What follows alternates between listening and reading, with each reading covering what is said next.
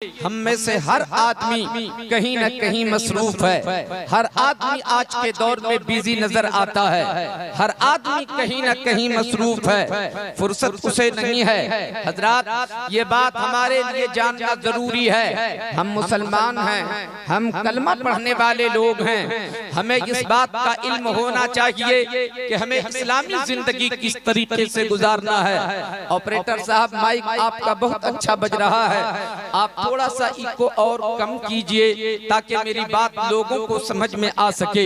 हजरत गिरामी, हर आदमी मसरूफ है, फुर्सत किसी के पास नहीं है। हर आदमी के लिए ये जानना जरूरी है कि इस्लामी जिंदगी कैसे गुजारा जाए। मुस्तफा ने जीने का तरीका हमें क्या बताया, ये जानना जरूरी है। मुस्तफा ने खाने पीने का क्या तरीका बताया, ये जानना जरूरी है।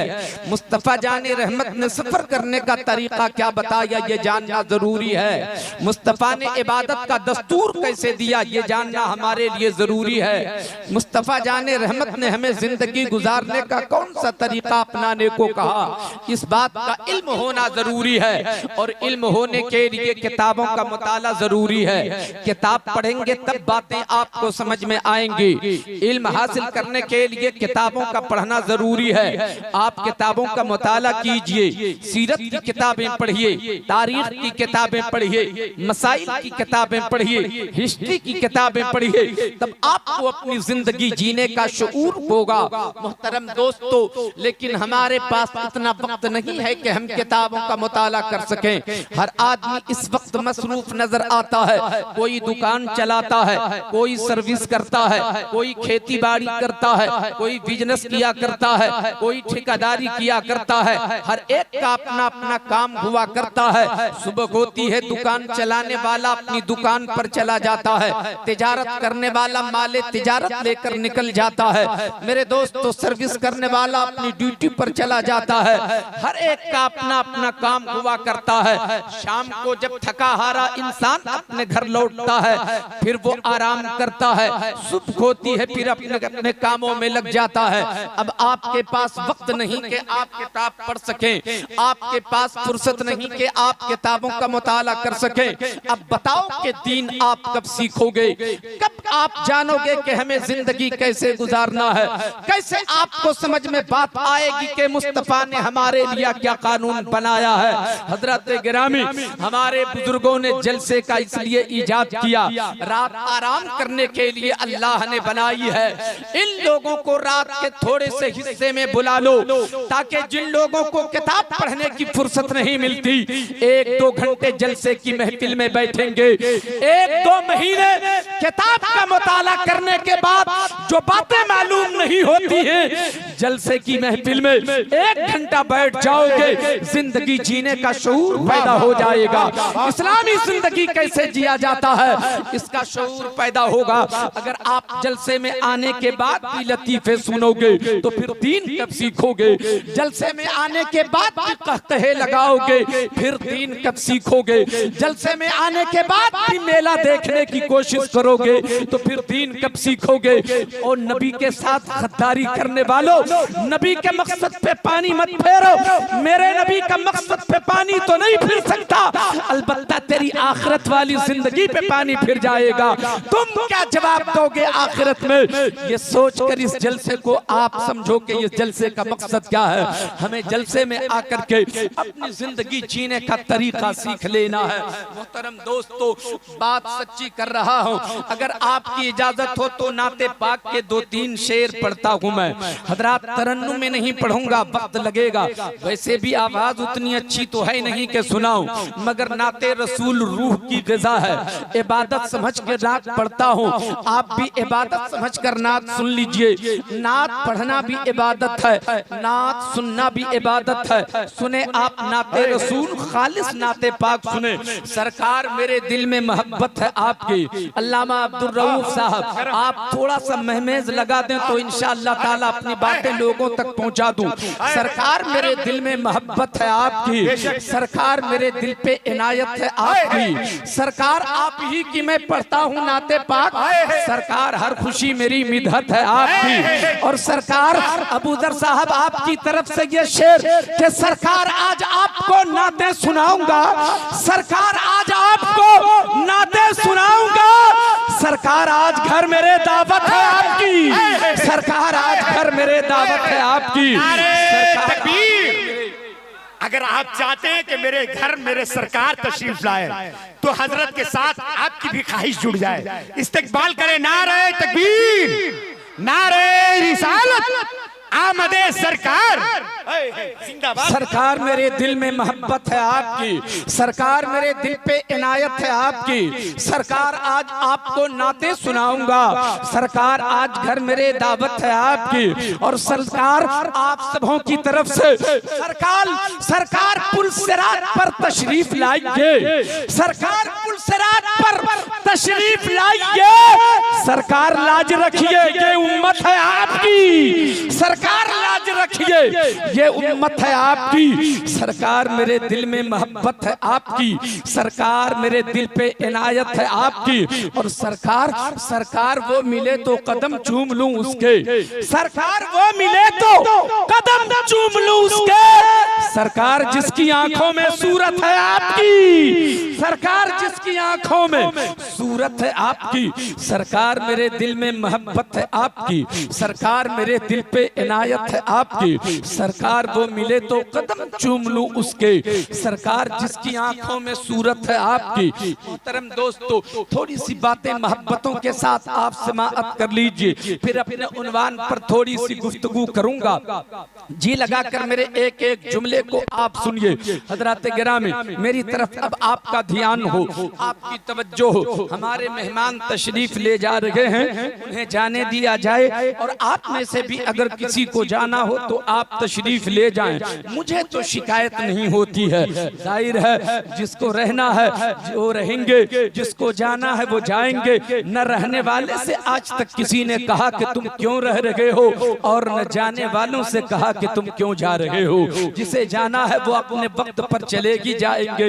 हजरात जी लगाएं। अब मोहतरम दोस्तों और बुजुर्गों, आज के डेट में हर इंसान दुखी नजर आता है, हर आदमी परेशान नजर आता है, हर आदमी टेंशन में जी रहा है। चाहे वो खुशहाल जिंदगी कितनी ही गुजार रहा हो, खुशहाल जिंदगी का मतलब पैसे चाहे जितने भी हों आपके पास, रुपए आपके पास हैं, दौलतें आपके पास हैं, सरमाया आपके पास है, दुनियावी तौर पर आप हर तरीके से खुशहाल हैं, उसके बावजूद आपकी जिंदगी टेंशन में जिंदगी गुजर रही है।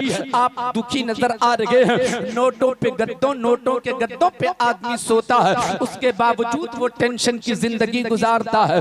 इंसान हवाई जहाज में भी सफर करता है तो वो टेंशन की जिंदगी गुजारता है। इंसान अरबपति हो फिर भी वो टेंशन की जिंदगी गुजार रहा है। ये खुशहाल जिंदगी कैसे हमारे करीब आएगी? हर आदमी परेशान दिख रहा है, हर आदमी दुखी नजर आ रहा है। कोई इसलिए परेशान है कि बाप नमाजी है, बेटा शराबी हो गया। कोई इसलिए परेशान है कि बातों में बीवी बातों में नहीं रहती। कोई इसलिए परेशान है, कोई इसलिए दुखी है और टेंशन में जी रहा है कि कमाता बहुत हूँ बरकत नहीं होती।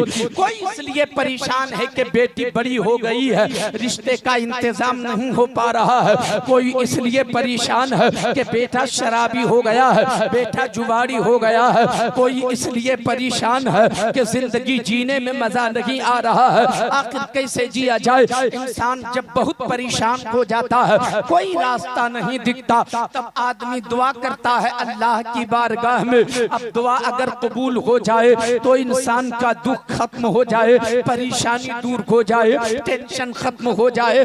दुआ कबूल हो तब तो आदमी दुआ करता है, मालिक मेरा टेंशन दूर कर दे, मेरी परेशानी खत्म कर दे, मेरी मुश्किलें आसान फरमा दे। मगर दुआ कबूल लगी होती, दुआ कबूल हो तो परेशानी खत्म हो, दुआ कबूल हो तो टेंशन खत्म हो, दुआ कबूल हो तो मुसीबत घर से जाए, दुआ कबूल हो तो परेशानी का खात्मा घर से हो। हमारी दुआ कबूल लगी होती, क्यों दुआ कबूल लगी होती? ये एक सवाल है कि दुआ कबूल क्यों नहीं होती और दुआ कबूल होगी कैसे, ये एक सवाल है, इसे अभी रहने दो। अब जब खुद की दुआ कबूल लगी होगी तो लोग चले इमाम साहब के पास, इमाम साहब दुआ फरमा दीजिए, इन दिनों बड़ा परेशान हूँ, बड़ा टेंशन में जी रहा हूँ, मुश्किलों ने घेर लिया है, परेशानियों ने घेर लिया है, इमाम साहब कुछ दुआ कर दीजिए, कोई ताबीज दे दीजिए, कोई नुस्खा दे दीजिए। आपकी तवज्जो है मेरी तरफ, ध्यान कितने लोगों का है, जरा सा हाथ उठाकर एक बार बताइए। सुभान अल्लाह। मैं आपसे कभी नहीं कहूंगा कि आप नारे लगाओ, कम वक्त है उस वक्त को बचाना है। आपसे ये भी नहीं कहूंगा कि आप सुभान अल्लाह अल्हम्दुलिल्लाह बोलो।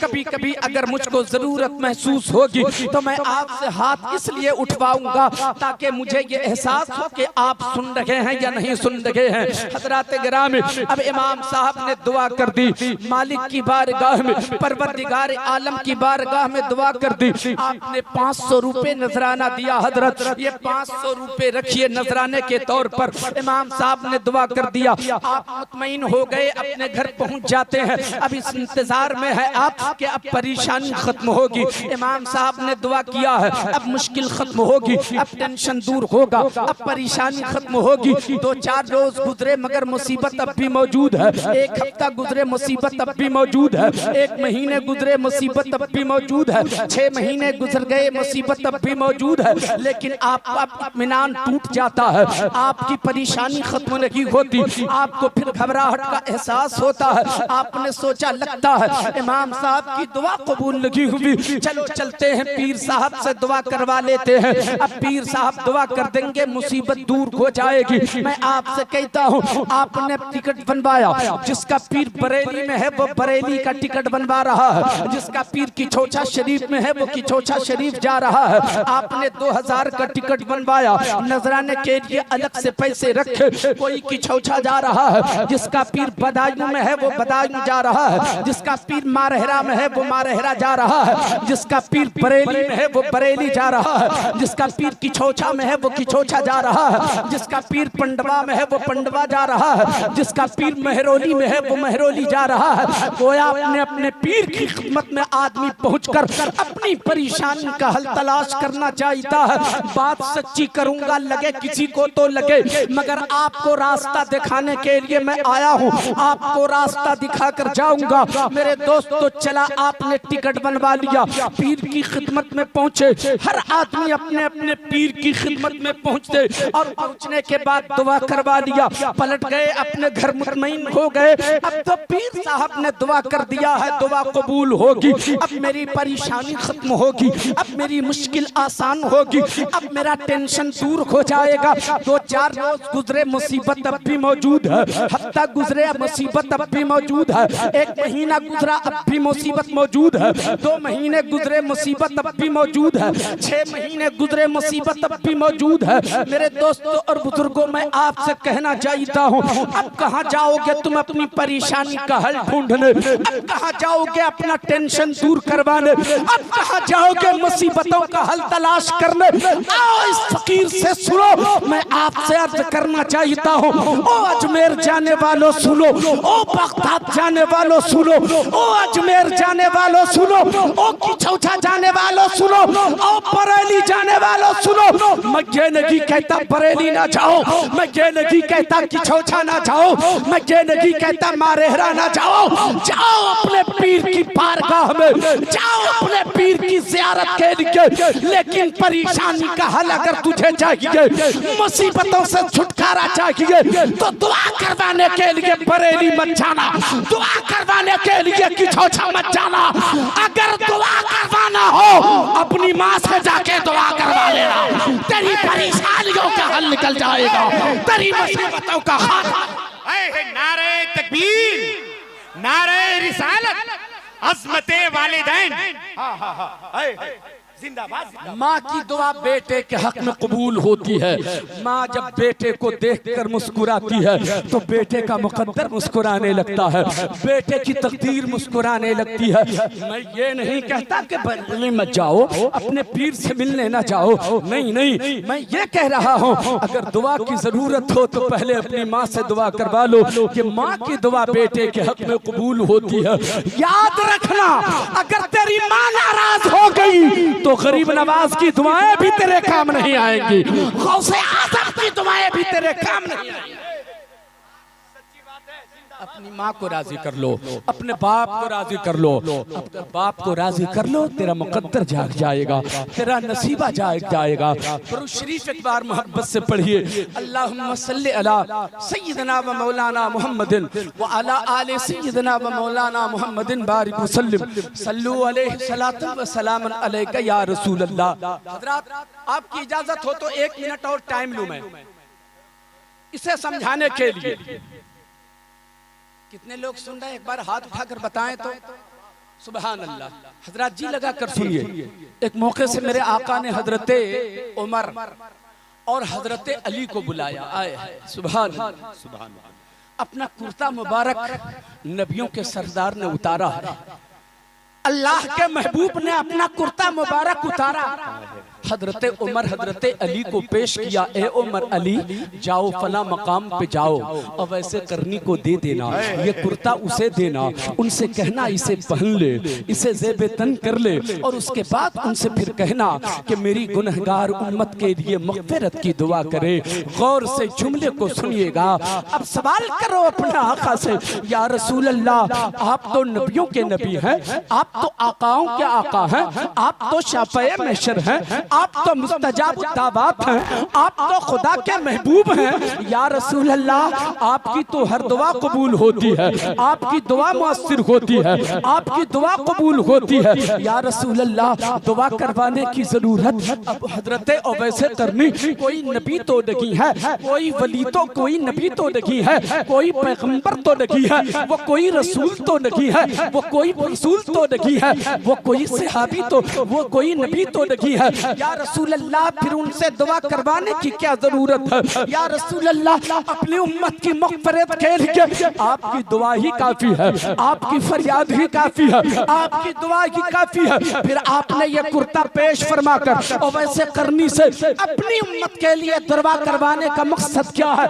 मेरे आका का जवाब सुनो। मैं जानता हूँ अवैसे करनी नबी नहीं है, वो रसूल नहीं है, वो पैगंबर नहीं है, मगर उनसे मग़फ़िरत की दुआ इसलिए करवा रहा हूँ कि वो माँ की खिदमत करता है, और जो माँ की खिदमत करता है अल्लाह ताला उसकी दुआ को रद्द नहीं करता, उसकी दुआ को कबूल। वाह वाह, जिंदाबाद जिंदाबाद, सुभान अल्लाह सुभान अल्लाह। जो माँ की खिदमत करता है अल्लाह ताला उसकी दुआ को रद्द नहीं करता, उसकी दुआ को कबूल फरमाता है। ओ माँ के बेटो, ओ बाप के बेटो, अपने माँ बाप को राजी कर लो, तेरी हर दुआ कबूल होगी। अगर दुआ की मकबूलियत चाहते हो, अगर परेशानी का खात्मा चाहते हो, तो अपने माँ बाप को राजी करके रखना, अपने माँ बाप से दुआएं लेना, और अगर माँ बाप इस दुनिया से रुखसत हो गए हो तो उनके इसाले सवाब के लिए महफिलें सजाया करो, इसाले सवाब के लिए कुरान खानी का एहतमाम किया करो, गरीबों की मदद किया करो। जो उनकी उम्र के तेरे अब्बू के साथ रहा करते थे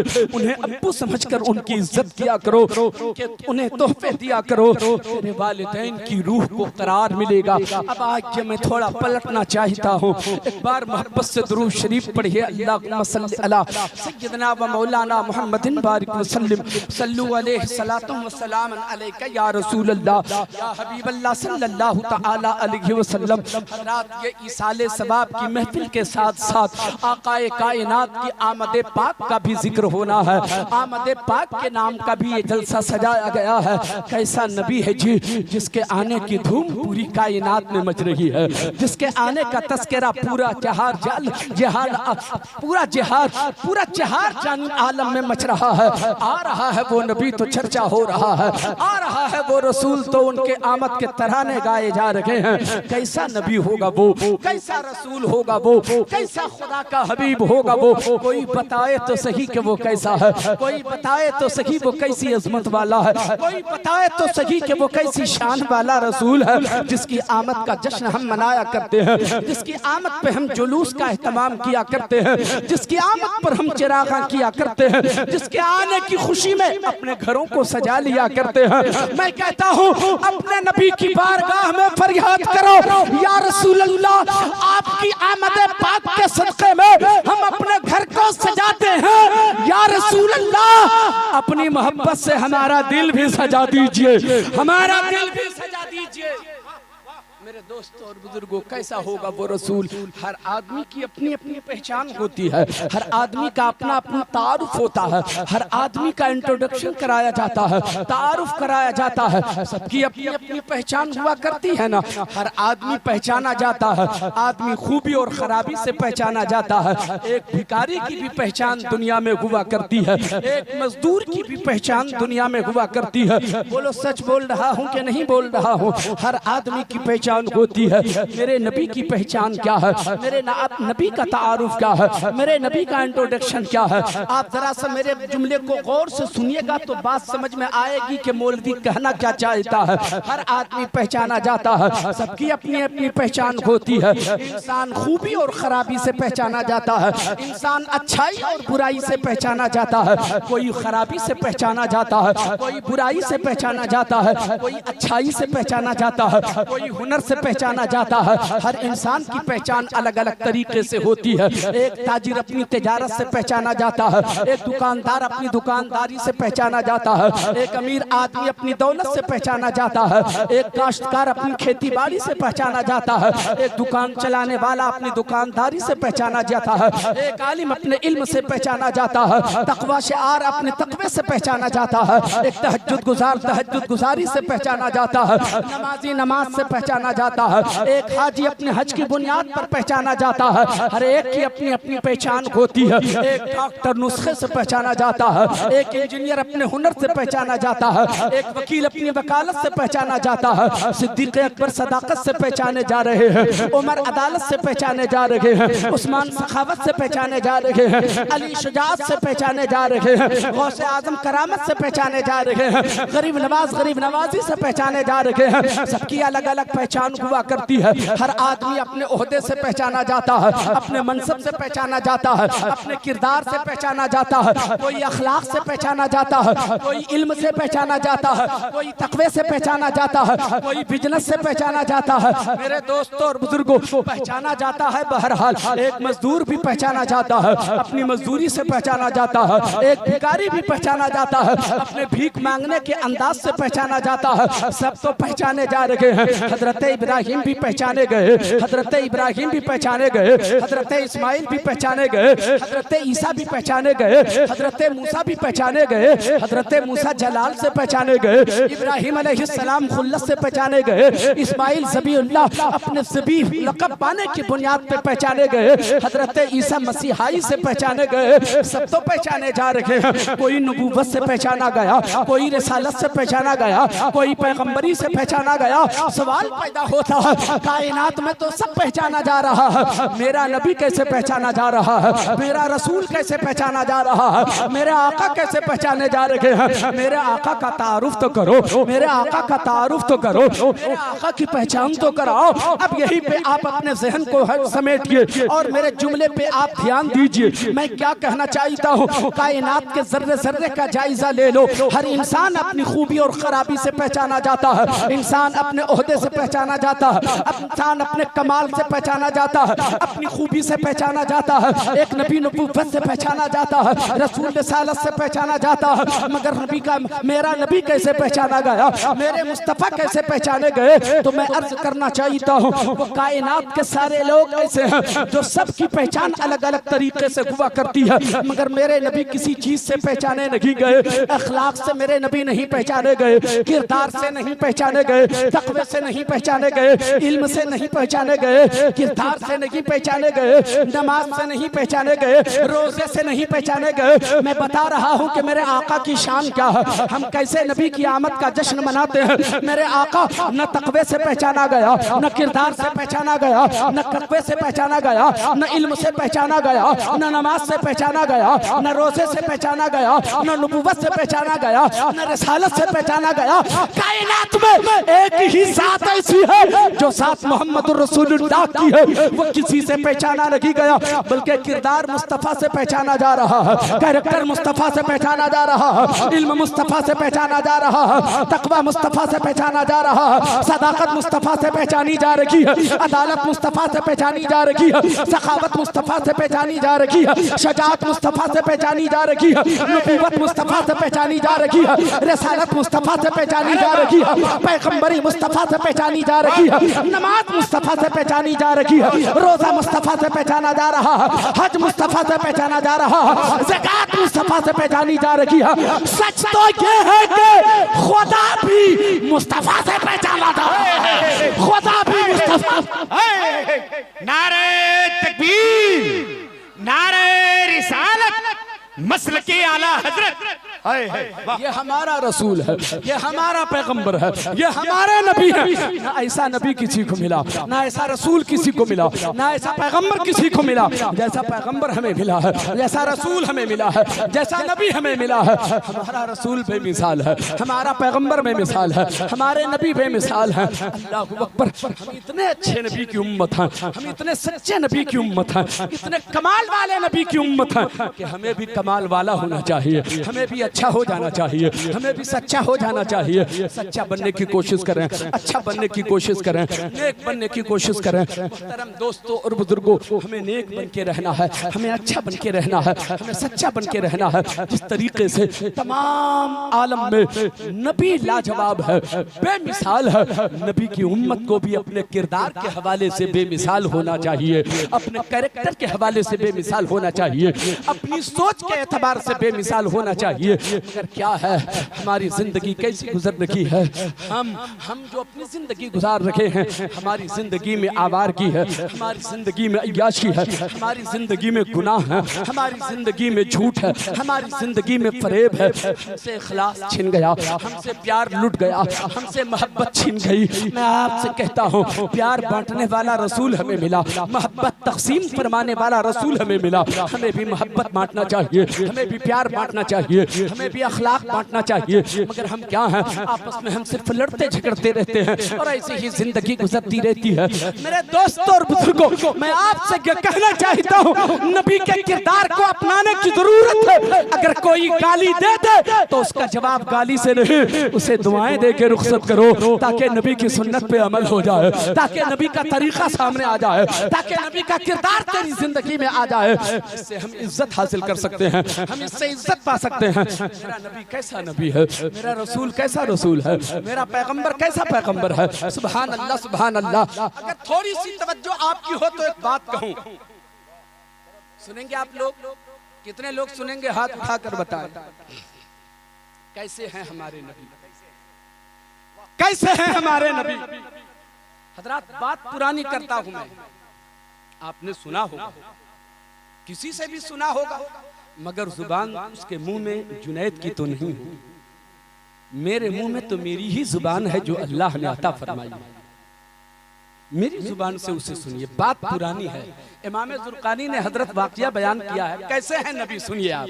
आए किरदार मेरे नबी का देखें, कैरेक्टर मेरे नबी का देखें। इमाम जुर्कानी फरमाते हैं कि मेरे मुस्तफ़ा एक रोज मदीने शरीफ से सैर करते हुए कुछ दूर निकल गए। सुभान अल्लाह, कुछ दूर निकल गए, एक मकाम पर पहुंचे, देखा कि ऊंट चर रहे हैं, ऊंट चर रहे हैं। आका करीब पहुंचे तो देखा एक लाल रंग का भी ऊंट है जो चर रहा है। लाल रंग का ऊंट, सुर्ख रंग का ऊंट अरब में बड़ा मकबूल था और बड़ा बेहतर माना जाता, बड़ा कीमती हुआ करता है। मेरे नबी को वो ऊंट, लाल वाला ऊंट पसंद आ गया। करीब गए, काफिले के लोगों को आवाज दिया, लोग करीब आए। मेरे मुस्तफा ने पूछा, क्या ये ऊंट तुम लोगों के हैं?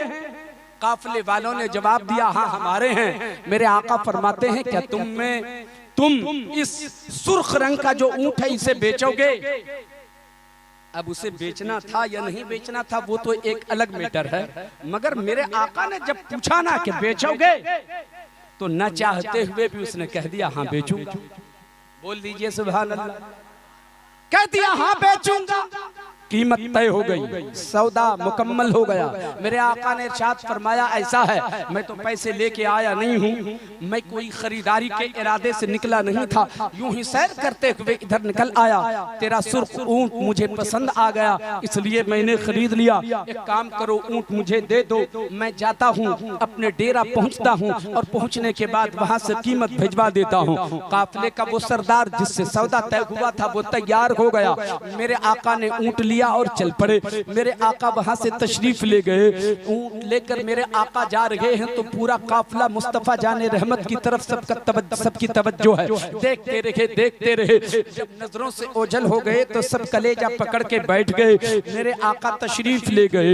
एक शख्स ने उन लोगों से पूछा, काफिले वालों से, काफिले वालों एक बात बताओ, वो जिसने ऊंट खरीदा क्या कीमत दे के ले गया? कहा नहीं, उधार ले गया है। कहा उधार ले गया तो तुम उसे पहचानते हो क्या? कहा नहीं पहचानता तो नहीं हो। कहा जानते हो उन्हें क्या? कहा नहीं जानता भी नहीं हो। कहा अगर जानते नहीं हो, पहचानते नहीं हो तो उधार कैसे दे दिया? उधार उसे दिया जाता है जहां जान पहचान होती है, और अगर जान पहचान नहीं थी, सौदा उधार हुआ तो कोई चीज गिरवी रख लेनी चाहिए थी, या तो कोई जमीन हो जाता बीच में, कोई जमानत देता कि अगर वो ना आया तो मैं कीमत दूंगा। ऐसा भी किया तुमने क्या? कहा नहीं ऐसा भी नहीं किया। कोई चीज गिरवी रखा क्या? नहीं ऐसा भी नहीं किया। तो कहा कैसे बेवकूफ लोग हो तुम लोग कि कोई जान पहचान भी नहीं, वो आया और ऊंट उठाकर लेकर चला गया, न कोई जामिन बना, न जान पहचान है, न गिरवी रखा, फिर कैसा तुमने तुम कैसे फैसला ले लिया? दूसरा शख्स पुकारता है, कहा चुप रहो मियां, वो सब तो बात की बात करना। जब वो बातें कर रहे थे तो मैं देख रहा था, जब उनके दांत खुल रहे थे ना, तो दांतों से जो अक्स निकलता सामने वाले पहाड़ पे पड़ता और पहाड़ चमकना शुरू कर देता। सुभान अल्लाह, सुभान अल्लाह। तीसरा बोला चुप रहो, मैं देख रहा था जब वो बातें कर रहे थे तो उनके लबों से फूल झड़ रहे थे। सुभान अल्लाह, सुभान अल्लाह। तीसरा बोला मियां चुप रहो, तुम क्या देख रहे थे? मैं उनकी आंखें देख रहा था, जब वो बातें कर रहे थे तो बातों उनकी आंखों से नूर निकल रहा था। सुभान अल्लाह, सुभान अल्लाह। तो उसने कहा अच्छा तो तुम लोग उसके हुस्न पे फिदा हो गए, और ऊंट वो लेकर चला गया, ऊंट हथिया कर चला गया माअल्लाह। जैसे ही उसने कहा ऊंट हथिया कर चला गया तो काफिले के सरदार की बीवी जो पर्दे में बैठी हुई थी, उसने वहां से आवाज लगाई, कहा ओ खबरदार, जो उसके खिलाफ एक लफ्ज कहा क्या मतलब? कहा क्या मतलब? कहा मतलब ये है अगर उसने कीमत नहीं चुकाई तो इस ऊंट की कीमत मैं चुकाऊंगा, इस ऊंट की कीमत मैं चुकाऊंगी। कहा अच्छा तो तुम जानती हो उसको? कहा नहीं मैं भी नहीं जानती। पहचानती हो? कहा नहीं मैं भी नहीं पहचानती हूँ। कहा तो फिर जानती भी नहीं हो, पहचानती भी नहीं हो, तो जमानत किस बात की दे रही हो? अब जवाब सुनो उस खातून का, वो जवाब देती है, सुनो सुनो। जब सौदा तय हो रहा था मैं पर्दा हटाकर देख रही थी, जब वो बातें कर रहे थे मैंने महसूस किया जिसकी सूरत इतनी भोली हो वो कभी झूठा नहीं हो सकता है, वो कभी कसाब नहीं हो सकता। नारे तकबीर, नारे रिसालत, सीरते सरकार, सूरते सरकार। ये बातें हो ही रही थी, मुस्तफा के गुलाम आ गए। तवज्जो है आपकी? कितने लोग सुन रहे? हाथ उठाकर बताएं। गुलाम आ गए, हुजूर पेश किया, कहा मेरे आका ने ये जियाफत के लिए भेजा है। सुभान अल्लाह। मेहमान भी नहीं है और ज़ियाफत के लिए खजूरें मेरे आका ने भेज दिया। कहा ये ज़ियाफत के लिए खजूरें आका ने भेजी हैं और ये कीमत ले जाइए। ये कीमत भी दिया है। काफिले के सरदार ने कहा कीमत तो बाद में लेंगे, हम तो खुद ही बिक चुके हैं, हम तो खुद ही बिक चुके हैं। चलो पहले मुझे वहाँ ले चलो जहाँ वो सोना रहा करता है, जहाँ वो हसीन रहा करता है, जहाँ वो शाहकार रहा करता है। कहा क्या मतलब? कहा हम लोग तुमसे मिलना चाहते हैं, कीमत बाद में लेंगे, लेकर चलो। पूरा काफिला नबी के उस गुलाम के साथ चला। मेरे मुस्तफा मस्जिद नबी में जलवा फराज थे। अल्लाह अकबर। सारा काफिला पहुंचा। दरवाजे की से जब देखा नजर पड़ी, पुकार उठे काफिले वाले, वो देख शाहकार बैठा हुआ है, शाहकार बैठा हुआ है, अहमद मुख्तार बैठा हुआ है। पूरा काफिला मुस्तफा के कदमों में पहुंचा। कहा कुछ मत पूछिए, हम लोगों को कलमा पढ़ाइए, दाखिले इस्लाम। सुभान अल्लाह। ये मेरे नबी का अखलाक, ये मेरे नबी की सूरत, ये मेरे नबी की सीरत। हमें ऐसा रसूल मिला, हमें ऐसा आका मिला। इमाम ज़ुरक़ानी ने दूसरी जगह पे एक वाक़या और लिखा है, बस तेजी के साथ मैं सुना करके अब नुक्सत होना चाहूँगा। मैं बातें कम करूँगा, थोड़ा तेज थोड़ा बोलूँगा मैं, वक्त आपका कम लेना है। हज़रत गिरामी, मेरे आका हिजरत के मौके से एक जगह से गुजर रहे थे, करीब थे, मंजिल पे पहुँचने वाले थे। आका को बड़ी जोर की भूख लगी। तबीयत से सुनिएगा, बड़ी जोर की भूख लगी थी। अल्लाह अकबर। आका भूख से परेशान थे। ये बशरी तकाजा के मुताबिक बात कर रहा हूँ, वरना मेरे आका तो नूरुन अला नूर है। सुभान अल्लाह, सुभान अल्लाह। मगर इंसानों को दिखाने के लिए बशरी तकाजा है। आका को भूख का एहसास हुआ। मेरे आका गुजर रहे थे तो एक कुटिया पे नजर पड़ी। आप करीब जाते हैं, आवाज लगाई तो एक खातून बाहर आती है, एक औरत बाहर आती है। बाहर आई तो उस औरत का नाम था आतिका। उस औरत का नाम था आतिका। बनी खुज़ा की वो खातून थी। दुनिया उस औरत को उम्मे माबद के नाम से जानती है, मगर नाम उसका आतिका था। मेरे आका फरमाते हैं, ओ खातून तेरे घर में कुछ खाने को है क्या? साथ में सिद्दीक़ अकबर भी हैं। सुभान अल्लाह, सुभान अल्लाह, सुभान अल्लाह। साथ में फुहैरा भी हैं। अल्लाहु अकबर। मेरे आका फरमाते हैं, बताओ कुछ खाने को है क्या? वो औरत अपना सर झुका के अर्ज करती है, इत्तेफाक कहिए, हम अरब लोग तो मेहमान नवाजी को फख्र समझते हैं, मगर आज इत्तेफाक कहिए कि मेरे घर में कुछ भी खाने के लिए नहीं है, वरना मैं जरूर खिलाते। मेरे दोस्तों और बुजुर्गों, मेरे आका की नजर पड़ी एक बकरी पर जो किनारे बंधी हुई थी। दुबली पतली बकरी थी, उसमें जिस्म में गोश्त नहीं था, उसके जिस्म में गूदा नहीं था, सिर्फ बदन से हड्डी ही लगी हुई थी। मेरे आका ने इशारा फरमाया उस बकरी की तरफ और फरमाया, ओ खातून अगर तुम कहो तो मैं उस बकरी का दूध दूह लेता हूँ। मेरे आका ने जब फरमाया तो उस औरत ने, आतिका ने कहा, उस बकरी का दूध दूहेंगे आप? उसको दूध तो है ही नहीं, वो तो बीमार है, वो तो कमजोर है, उसके बदन में सिर्फ हड्डी है, वो चरागाह भी नहीं जा सकती है। सारी बकरियां चरने के लिए चरागाह गई हैं, मेरे शौहर लेके गए हैं, मगर वो कमजोर होने की वजह से चल नहीं सकती है, इसलिए वो बंधी हुई है। वो दूध कहाँ से देगी? मेरे आका फरमाते हैं, देगी या नहीं देगी इससे तुम्हें क्या मतलब, तुम सिर्फ इजाजत दो कि मैं उस बकरी का दूध दूह लूं। दूलू कहा है ही नहीं दूध तो कैसे दूहेंगे आप? हजरत तशरीफ ला रहे हैं, इस्तकबाल कीजिए। देखे हाफिज हदीस कसीरा हजरत अल्लामा गुलाम रब्बानी साहब क़िबला नश्तर इलाहाबादी की आमद। नारे तकबीर, नारे रिसालत, उलमाए अहले सुन्नत, नारे तकबीर, नारे रिसालत।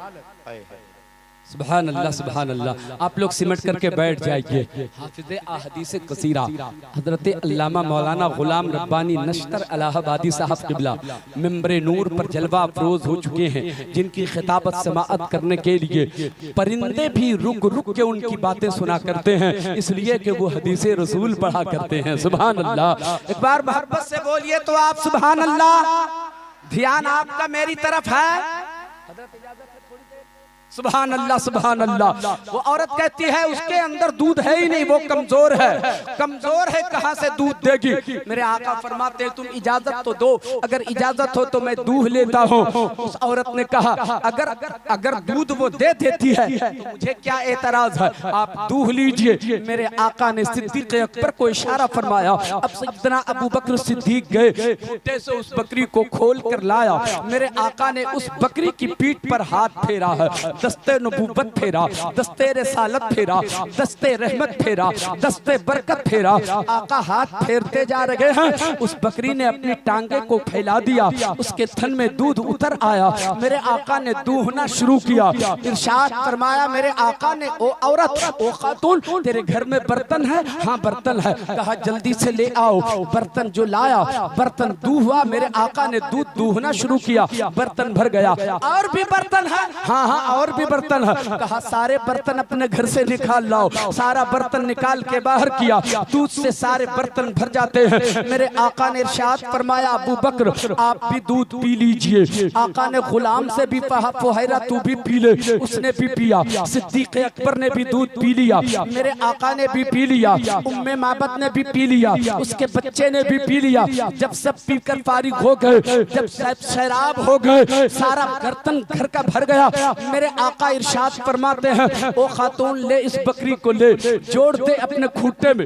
वो खातून हैरत ज़दा है, अभी तो इसके बदन में गोश्त लगी था, गोश्त पोस्ट भी लग गया है, इसके थन में दूध भी उतर आया है, घर के सारे बर्तन दूध से भर गए हैं। मुस्तफा का दस्ते मुकद्दस लग गया है, रिसालत का हाथ लग गया है, नबूवत का हाथ लग गया है। सुभान अल्लाह सुभान अल्लाह। आका तशरीफ ले जाते हैं, आका तशरीफ ले गए। शाम होती है, अबू माबद घर आता है, उम्मे माबद का शौहर घर आता है। जैसे दरवाजे पे पहुंचता है, देखता क्या है, दरवाजे पर अनवार की बरसात हो रही है, नूर की बारिश हो रही है। दरवाजे पर पहुंचे तो देखा दरवाजा चमक रहा है। अजीब हैरत में पड़ गए, मामला क्या है, मेरा दरवाजा क्यों नूर से मामूर है। दरवाजे के अंदर दाखिल होते हैं, देखा घर की दीवारें चमक रही है, घर खुशबुओं से मुअत्तर है। अंदर गए, अपनी बीवी को आवाज दिया, ऐ मेरी बीवी जरा बताओ आज मेरा दरवाजा नूर से मामूर है, दरवाजे पर नूर की बरसात हो रही है, घर की दीवारें भी चमक रही है। ओ मेरी बीवी आज तुम भी बड़ी खूबसूरत लग रही हो, तेरा भी चेहरा नूर वाला दिख रहा है, बच्चा भी खूबसूरत हो गया है, आखिर ये सब कैसे हो गया।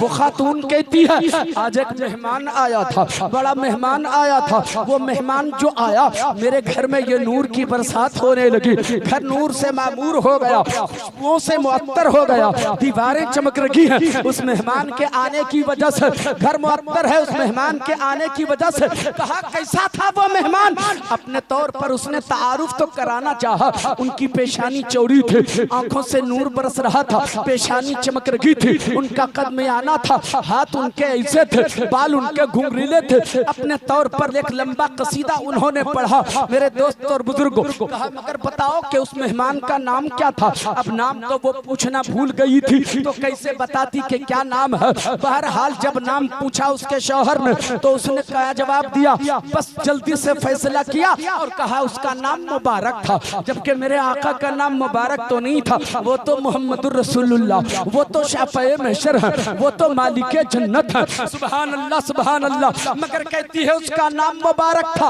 अल्लाह अकबर। मेरी बीवी, वो मुबारक कैसा लगता था, दिखने में कैसा मालूम होता था, दिखने में कैसा लग रहा था। अब उसने जो नक्शा खींचा है, अब आप सुनिए, एक जुमला आपकी समाअतों तक पहुंचाना चाहता हूँ। कहा देखने में क्या बताऊं, कैसा बता, कैसा था क्या बताऊं, वैसा कोई हो तो बताऊं, वैसा कोई हो तो बताऊं, कोई वैसा है ही नहीं जो बताऊं कि ऐसा था। कहा फिर भी बताओ कैसा था। कहा कैसा बताऊं, न इससे पहले कभी देखा वैसा, न उसके बाद कोई उम्मीद है कि वैसा देखूं, कैसा बताऊं कि वो कैसा था। कहा फिर भी बताओ। कहा अगर आप जानना चाहते हैं तो सुनिए, मैं दूर से देख रही थी, दूर से नजर पड़ी ना, तो उसके चेहरे पे जब नजर पड़ी, दूर से देखा तो बड़ा खूबसूरत लग रहा था, बड़ा हसीन लग रहा था। ऐ मेरे शौहर क्या बताओ, जब वो करीब हुआ और खूबसूरत दिखने लगा और हसीन नजर आने लगा।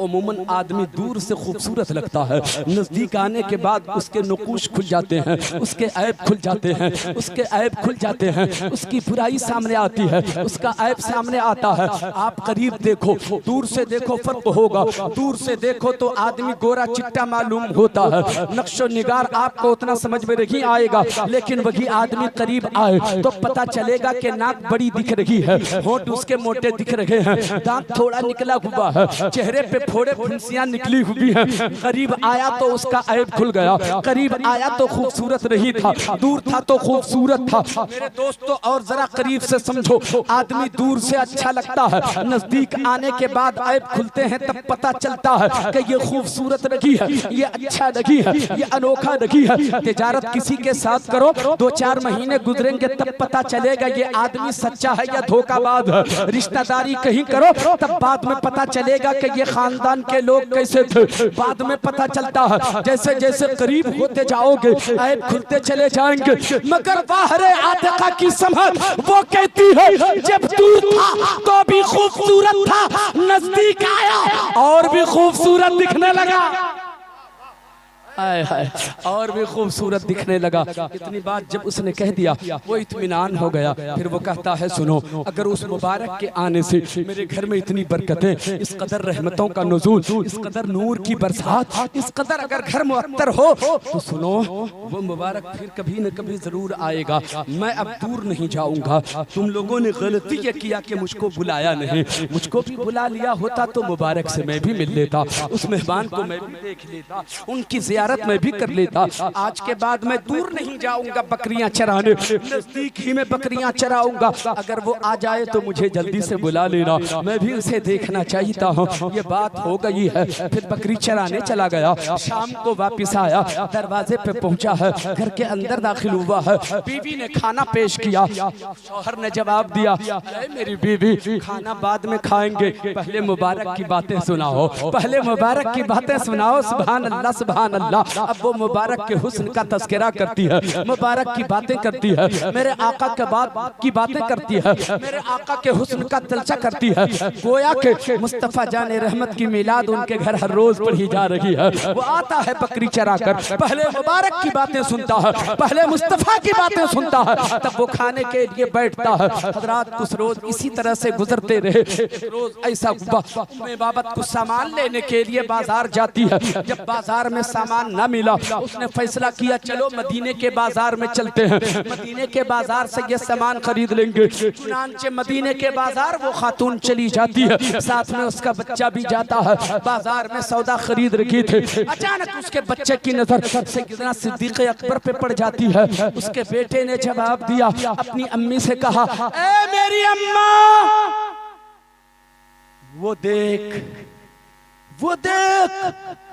उस रोज जो मुबारक के साथ था वो यहाँ नजर आ रहा है, जो मुबारक के साथ था वो यहाँ नजर आ रहा है। मेरे दोस्त तो दौड़ते दौड़ते उसके करीब पहुँचती है। माँ बेटा दोनों पहुँचे, कहा बताओ मेरा मुबारक कहाँ है, बताओ मेरा मुबारक कहाँ है। सिद्दीक़ अकबर को क्या पता कि किस मुबारक की बात हो रही है, इसलिए कि उस खातून ने मुबारक को अपने तौर पे नाम रखा था। उसे क्या पता कि किस मुबारक की बात कर रही है। कहा कौन मुबारक? नहीं जानते हो? नहीं जानता हूँ तेरे मुबारक को, नहीं जानता हूँ तेरे मुबारक को, तू किस मुबारक की बात कर रही है? वो कहती है वही मुबारक जो मेरे घर बकरी का दूध दूहा था, बकरी की पीठ पे हाथ डाला था, हाथ दस्ते रहमत फेरा था तो उसके थन में दूध उतर आया था।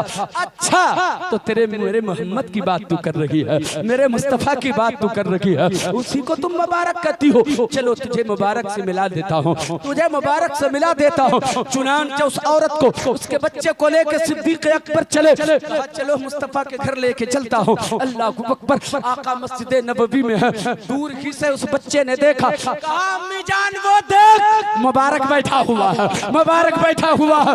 दौड़ पड़ती है, मुस्तफा के कदमों में पहुंचती है। वो अपने बच्चों को लेकर अर्ज करती है, आका अब कलमा पढ़ा दीजिए, पता चल गया है, कलमा पढ़ा दीजिए, पता चल गया है, दाखिले इस्लाम कर लीजिए, पता चल गया है। अल्लाहु अकबर, मेरे आका ने कलमा पढ़ाया, इजाजत ली, फिर अपने घर की तरफ पलटा। दोनों माँ माँ बेटे में घर में बात हो रही है। ए अम्मी जान सुनो, शाम को अब्बू जान आएंगे तो मैं कहूँगा कि आज हम लोग मिलने के लिए गए थे, शाम को आएंगे अब्बू तो बताएंगे हम लोग ईमान ले आए हैं, शाम को अब्बू आएंगे तो बताएंगे कि हम लोगों ने मुबारक का घर देख लिया है। अभी दोनों में बात हो रही थी, माँ ने कहा ए बेटे तुम बच्चे हो, अपने अब्बू से बात कहीं से नहीं कर पाओगे, तुम समझा नहीं सकोगे। तो बच्चे ने उछल के कहा अम्मी चुप रहिए, पहले मैंने देखा था इसलिए मैं बताऊंगा, मैंने देखा था इसलिए मैं बताऊंगा। अभी बात हो ही रही थी, इतने में अबू माबद उसका शौहर शाम को दरवाजे पे आया। जैसे कि दरवाजे पे आया तो देखता क्या है, आज दरवाजे पर फिर नूर की बरसात हो रही है, झमाझम नूर की बारिश हो रही है। दरवाजे के अंदर दाखिल हुआ, आज फिर दीवारें चमक रही हैं, आज फिर घर खुशबुओं से मुअत्तर हो रहा है। वो तो पागल हो गया, वो तो गुस्से में आ गया। मेरी बीवी आवाज दिया कहाँ है तू, तेरा पता मेरे साथ ना इंसाफी क्यों किया, आज फिर मुबारक आया था हमें बुलाया क्यों नहीं, तुमने मुझ पे जुल्म किया, तुमने ना इंसाफी किया। आज फिर मुबारक आया था, आज फिर मुबारक मेरे घर आया था, इसलिए कि दीवारें आज फिर चमक रही हैं, घर मुअत्तर फिर हो रहा है, दरवाजे पे फिर नूर बरस रहा है, क्यों नहीं बुलाया। बीवी जवाब देती है अरे मुबारक नहीं आया था, हम लोग मुबारक को देख के आए हैं, हमारा घर मुअत्तर हो गया, हमारी दीवारें चमक रही। नारे तकबीर! अरे क्या खूबसूरत जुमले हैं, क्या दिल की सदाएं हैं, इस पे तो आपको मचल के नारा लगाना चाहिए। नारे तकबीर, नारे रिसालत, सूरते मुस्तफा, सीरते मुस्तफा, जश्न ईद मिलादुन नबी। कहा वो नहीं आए थे, हम उन्हें देख के आए, तो देख कर आए तो दरवाजे में दाखिल हुए तो दरवाजा नूर से मामूर हो गया। सुभान अल्लाह, हमारी दीवारें चमकने लगी हैं। सुभान अल्लाह, ये हमारा नबी है, ये हमारा रसूल है, ये हमारा पैगंबर है। हजरात गिरामी, इस सिलसिले की बड़ी लंबी बातें हैं, लंबी कहानी है, सुनाऊं तो वक्त लगेगा, लेकिन अब एक बड़े खतीब को मेंबर पे बिठाकर कुछ बातें करना ये ज़ेब नहीं देता, अच्छा नहीं लगता। हजरात गिरामी, बस ये कह के मैं रुखसत होना चाहता हूँ। प्यारे मुसलमानों, हम अपने आका की उम्मत के अफराद हैं, हमें अच्छा किरदार लेके जीना चाहिए, नबी की एक एक सुन्नत पे हमें अमल करना चाहिए, अपने नबी को रूठने न देना। याद रखना प्यारे मुसलमानों, अगर तेरे नबी रूठ गए, तेरे आका तुमसे रूठ गए, तो फिर कहीं के नहीं रहोगे, कहीं ठिकाना भी नहीं लगेगा, कोई पूछने वाला भी नहीं होगा, कोई तुझे सलाम करने वाला नहीं मिलेगा, कोई तुझे दुआएं देने वाला भी नहीं रहेगा। हज़रात गिरामी, अपने आका से प्यार करो, अपने आका से सच्ची मोहब्बत करो, अपने आका को राजी कर लो, अपने आका को रूठने मत देना। आका रूठ गए तो कहीं के नहीं रहोगे। याद रखना वही तो एक आका है, वही तो एक रसूल है, वही तो एक पैगंबर है जो हर दुखियारे का दुख देखा करता है, हर एक के जख्म पे मरहम रखा करता है, हर एक की परेशानी का हल निकाला करता है, हर एक की फरियाद सुना करता है, हर एक के दुख दर्द में काम आया करता है। याद रखना मेरे दोस्तों, आपका यार आपसे रूठे, आपका यार आपसे रूठे, आपका चाहने वाला आपसे रूठे, आपकी नींद बिगड़ जाती है, आपका सुकून लुट जाता है, आपको रातों में नींद नहीं आती। मेरा यार मुझसे रूठ गया, मुझसे मोहब्बत करने वाला मुझसे रूठ गया है, मैं सोचता हूँ समझाऊं बुझाऊं मगर मानता नहीं है। आपने सिफारिशी किसी को तलाश किया, फलां को बोलिए ना वो मुझसे बातें करे, मैं बेचैन हूँ, सुकून मिलता नहीं है, मेरी भूख खत्म हो गई है, प्यास मेरी खत्म हो गई है, सुकून नहीं मिलता है, बिस्तर पे लेटता हूँ, उसी की याद आती है, वो मेरा यार है, दुख सुख का वो मेरा साथी है, मुझसे बातें नहीं कर रहा है, रूठ गया है वो। मना लीजिए तो आपको तोहफा दूंगा, मना लीजिए तो मैं आपको गिफ्ट दूंगा। मेरे दोस्तों, मैं आपसे पूछना चाहता हूँ, वो दोस्त जो आज तुमसे रूठा है कोई काम देने वाला नहीं है। अगर तू बीमार हो जाए तो तेरी बीमारी का हल भी उसके पास नहीं है, अगर तू परेशान हो जाए तो तेरी परेशानी का हल भी उस यार के पास नहीं है, तू उसके लिए इतना परेशान और बेचैन रहता है।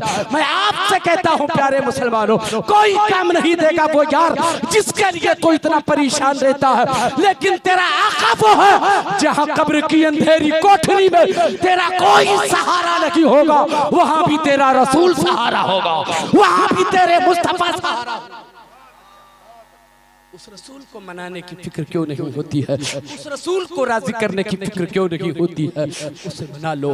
प्यार करो तो उसी से करो, मोहब्बत करो तो उसी से करो, इश्क करो तो उसी से करो। रात आज तो इश्क के नाम पे न जाने क्या से क्या हो रहा है। लोग कहते हैं वो बेवफा हो गया, लोग कहते हैं उसने धोखा दे दिया, लोग कहते हैं वो मुझसे मेरे साथ गद्दारी कर दिया।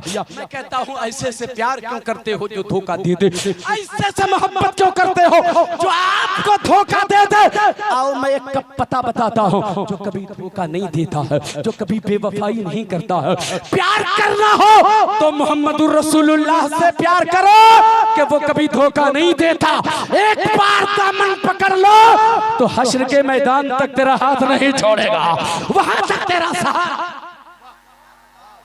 अपने आका को मनाने की जरूरत है। कैसे मनाओगे? रूठे हुए आका को कैसे मनाओगे? सजदे के आदी हो जाओ, तकवे के आदी हो जाओ, नमाजों के आदी हो जाओ, सच बोलने के आदी हो जाओ, तेरे आका तुमसे राजी हो जाएंगे। सारे काम हम कर लिया करते हैं, मगर जिस काम के लिए हम पैदा किए गए उसी काम को हम छोड़ देते हैं। मैं आपसे कहता हूँ नहीं नहीं, सारे काम अंजाम देते हो, एक काम और अंजाम दे लिया करो तो तेरे सारे कामों में बड़ी बरकतें होंगी। मेरे आका की आंखों की ठंडक नमाज है। नमाजें हमसे छूट जाती हैं, सजदे हमसे छूट जाते हैं, सजदे हमसे छूट जाते हैं, तिलावत हमसे छूट जाती है। हजरात, हमें उसका मजा अब तक मिला नहीं है। सजदों में मजा क्या है, तिलावत में लुत्फ क्या है? मैं एक जुमले में कह के रुखसत हो जाना चाहता हूँ, अब आपका वक्त नहीं लूंगा। जब परेशान हो जाओ, जब बहुत मुश्किल घड़ी आ जाए, जब परेशानी घेर ले, मैं आपसे कहता हूँ न जाने कितनों के दरवाजे पे तूने दस्तक दिया होगा, कितनों को अपनी परेशानी बताया होगा, ये हल तो बताओ कि परेशानी खत्म हो।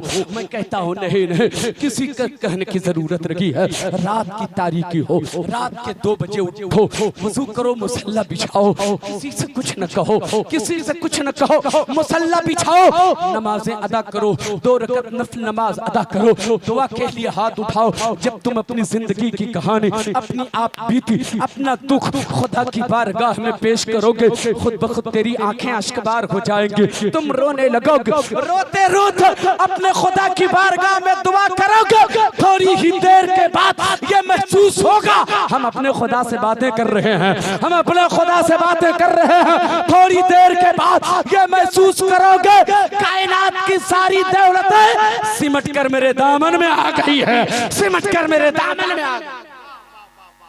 हम ये नहीं करते, हम उससे कहते हैं, अपना दुख दर्द सुनाते हैं जो हमारे दुख दर्द को दूर नहीं कर सकता। हम उसे सुनाएं जो दुख दर्द हमारा दूर कर दे, जो हमारी फरियाद सुन ले, जो हमारी जिंदगी में नूर भर दे। अल्लाह करे हम सबको हिदायत वाली जिंदगी अल्लाह अता फरमाए, तक़वे वाली जिंदगी अता फरमाए। मैं ये कह के जा रहा हूँ, ऐ लोगों, अपनी दौलत पे, अपने सरमाए पे घमंड न करना।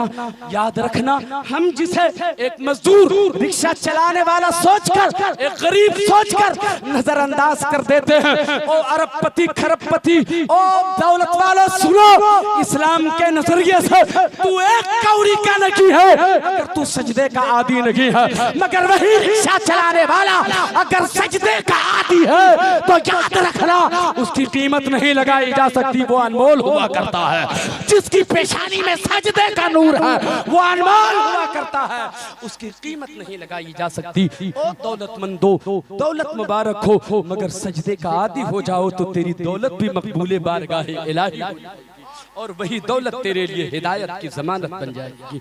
अल्लाह करे हम सब अच्छी जिंदगी गुजारे। मैंने जो कुछ कहा, कहने में कहीं पर कोई लफ्ज़िश, कोई खता हो गई हो, रब की बारगाह में अपनी खताओं से तौबा करता हूँ। या अल्लाह मेरी खताओं को माफ़ फरमा, मेरी तौबा को अपने महबूब के सदक़े में कबूल व मकबूल फरमा।